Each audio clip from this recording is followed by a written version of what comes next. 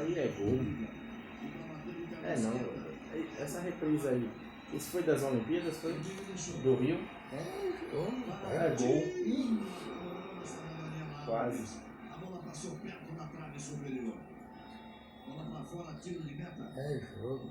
2 para o Brasil, 0 para os Estados Unidos. 1 de Marta e outro de Cristiane. As artilheiras do Brasil e do americano. Que bola. 11 gols já leva Marta. 7 gols leva Cristiane. 30 gols. Eu tava olhando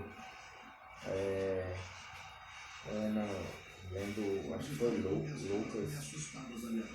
Aí tava de Jairo, né? A filha de Jairo, a filha de Jairo passou mal, né?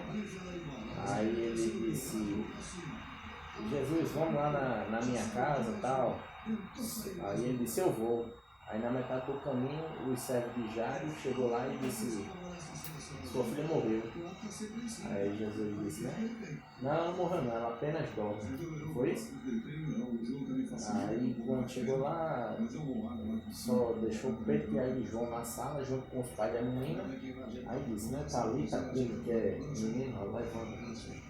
Aí a menina levantou, até aí tudo bem. Não, eu achei interessante é que no livro de Lucas diz que esse sacerdote, esse Jairo era um dos principais chefes sacerdotes da sinagoga.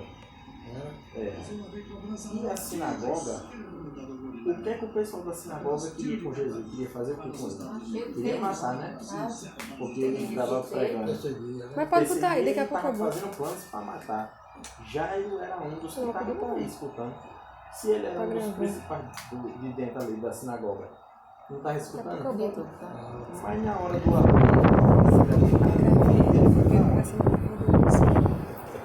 vamos ver que ele foi. E tem mais.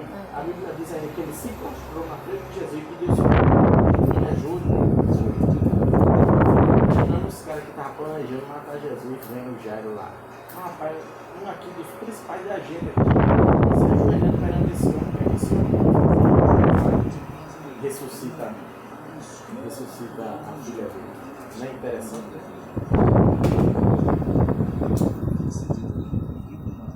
Deus faz desse jeito. As pessoas que querem o mal acabam precisando de ajuda. E o interessante naquela época, o sacerdote era como se fosse um prefeito, um governador. E lá os judeus. Eu vou trocar aí. Vamos botar eles lá em cima. Um dos principais chefes. Mas que tá carregando. Veja aí.